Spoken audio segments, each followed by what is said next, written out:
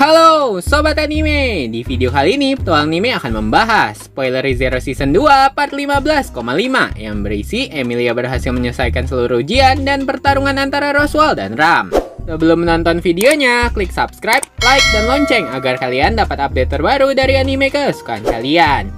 Kejadian ini terjadi bersamaan saat Subaru sedang menyelesaikan masalah di Mansion. Di sisi lain, Emilia dan Ram melanjutkan tugas mereka masing-masing. Setelah mendengar permintaan Ram, Emilia kini memasuki ujian makam untuk melanjutkan ujian makam tahap kedua. Merasakan sensasi tidak mengenakan, Emilia tahu itu adalah pertanda dirinya akan tertarik ke dalam ujian tahap kedua. Tiba-tiba terdengar bisikan, hadapilah masa depan yang tidak seharusnya terjadi. Tiba-tiba Emilia tersadar di sebuah ruangan. Terlihat seorang wanita menggunakan apron. Wanita itu adalah Fortuna, bibi Emilia. Melihat sosok perempuan yang familiar baginya, seketika Emilia lalu memuji penampilan Fortuna dengan berkata, "Ibu, kau sangat cantik."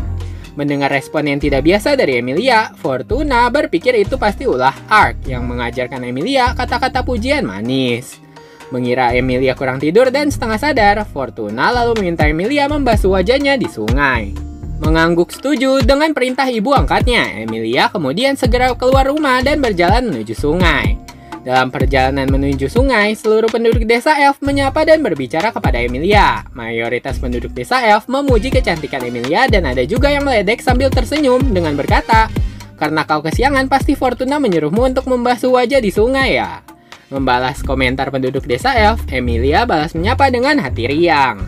Sesampainya di sungai, terlihat pemuda Elf berambut pirang baru saja selesai mandi. Dia adalah Ark.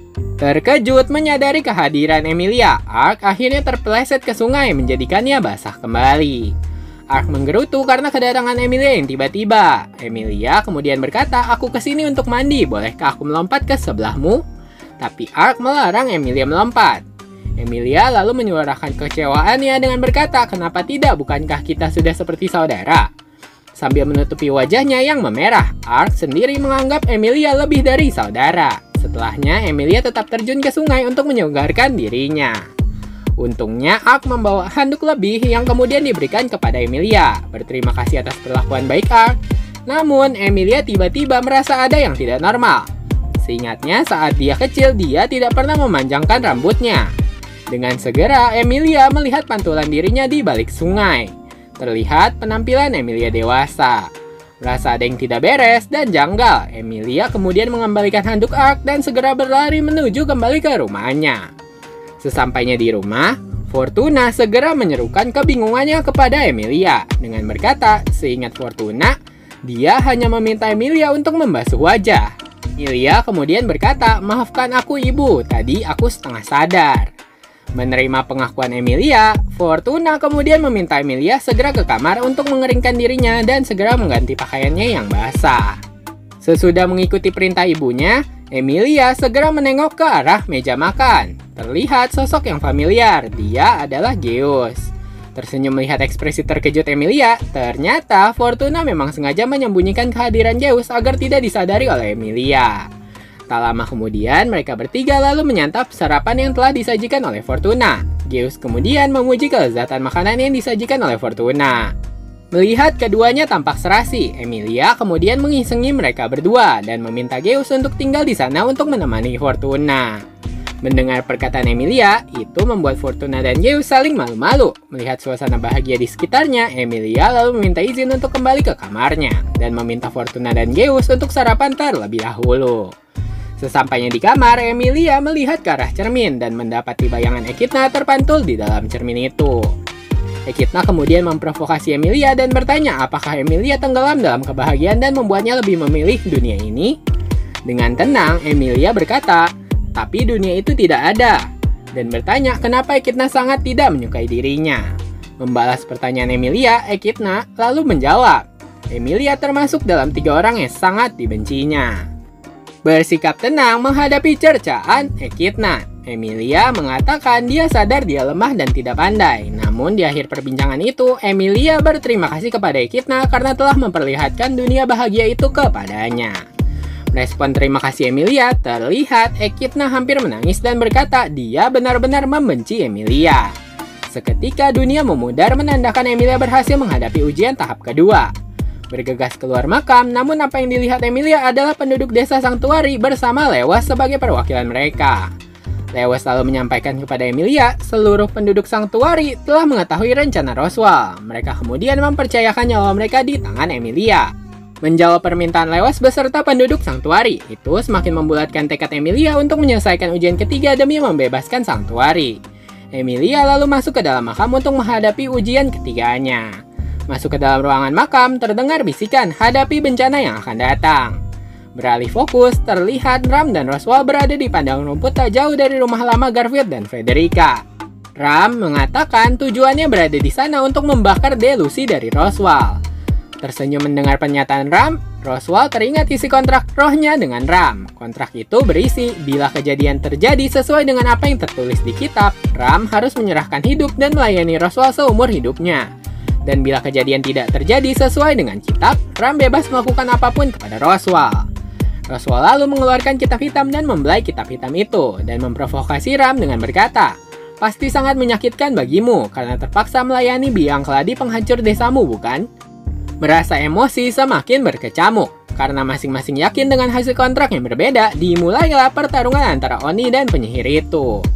Ram menggunakan tongkat sihirnya mengeluarkan sabit angin yang dengan mudah dihindari oleh Roswal. Seketika Roswal langsung menggerakkan lengannya dan menciptakan 3 bola api berwarna biru, merah, dan hijau.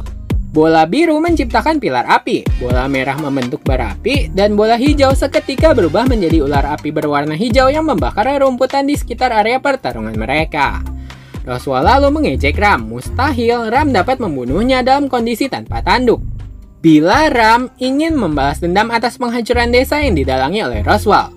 Roswal berkata seharusnya Ram dapat menunggu sampai kontrak itu benar-benar sudah tercapai. Menggelengkan kepala menjawab pernyataan Roswal. Ram berkata tidak ada hubungannya dengan balas dendam. Ini semua Ram lakukan karena perasaan cintanya ke Roswal. Roswal berspekulasi, itu hanya tipu muslihat Ram karena tidak mampu menyerang fisik, jadi Ram memilih menyerang secara mental. Tak senang mendengar perkataan Ram, Roswal lalu menghentakkan kaki dan menyerang Ram dengan seluruh sihir apinya. Akan tetapi sebelum api itu menyentuh Ram, Roswal seketika menghentikan serangannya itu dan segera menangkap tubuh Ram yang hampir jatuh ke tanah. Roswal kemudian bertanya apakah Ram tidak ingin membalas dendam kepada orang yang telah menghancurkan seluruh desa iblis. Sambil tersenyum, Ram berkata dia sudah lama melupakan balas dendam itu. Semua karena perasaan cintanya jauh lebih berarti dibanding balas dendam. Dengan segera, Ram merapalkan sihir angin Elfula, menciptakan kabut asap yang membuat Roswal menjadi waspada. Mengerahkan seluruh mana yang dimilikinya, Ram lalu meraih buku yang berada di dada Roswal dan melemparkan buku itu ke kobaran api hijau yang dibuat oleh Roswal beberapa waktu lalu.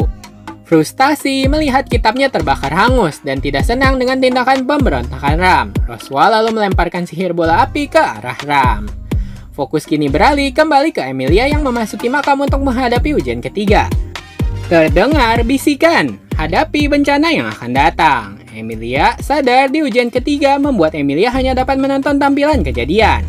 Tiba-tiba ditampilkan banyak adegan asing yang belum pernah Emilia rasakan. Dari Emilia bersimbah darah sampai tampilan 2 anak berada di sisi tebing berucap dia adalah pahlawannya. Banyak tampilan kejadian yang tidak Emilia ketahui dari mana datangnya. Seketika dunia berubah putih dan terlihat bukit hijau.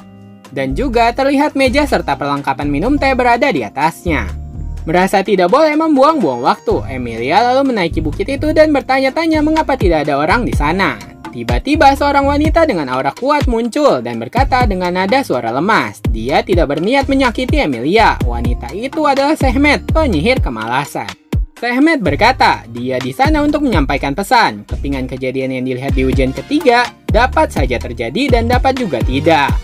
Emilia meneguhkan tekadnya dan berkata, tidak peduli masa depan buruk apa yang menghalanginya. Selama ada orang-orang yang mendukungnya, dia akan terus menyelesaikan masalah itu. Mendengar jawaban Emilia, Sekhmet tertawa dan berkata Emilia telah lulus dari ujian ketiga. Pada dasarnya ujian ketiga membuat penantang depresi melihat kejadian terburuk yang mungkin terjadi di masa depan. Namun karena Emilia justru yakin dia dapat mengatasi itu, dengan otomatis Emilia sudah menjawab permasalahan ujian ketiga. Sekhmet lalu berpesan setelah Emilia sadar dari ujian, dia harus membuka pintu di dalam makam untuk menonaktifkan penghalang di Sangtuari. Setelah sadar, Emilia dengan segera menghampiri pintu yang Sekhmet katakan. Dan ketika pintu itu dibuka, terlihat wanita berpenampilan seperti Echidna namun memiliki fisik yang lebih dewasa. Merasakan aliran mana dari peti itu, Emilia lalu menonaktifkan barrier dengan mengganggu aliran mana yang berpusat pada peti itu. Berhasil menonaktifkan algoritma barrier Sanctuary, Emilia lalu bergegas keluar makam. Akan tetapi, Emilia semakin dibuat terkejut melihat badai salju berkecamuk di area Sanctuary. Terlihat 6 kereta naga menunggu di depan reruntuhan. Di sana terdapat setengah penduduk desa Arlam dan seluruh penduduk demi-human di Sanctuary. Berlari menuju para pengungsi itu, Emilia mengetahui ternyata mereka semua telah diarahkan oleh Otto untuk kembali ke Sanctuary untuk mengevakuasi penduduk demi-human bila kondisi sudah kondusif. Karena Emilia sudah menonaktifkan barrier Sanctuary, dengan segera Emilia meminta seluruh pengungsi itu berlindung dalam reruntuhan makam. Berbicara kepada Lewis, Emilia mengetahui bahwa Roswaal yang mendalangi turunnya salju untuk menarik kedatangan Great Rabbit menuju Sanctuary.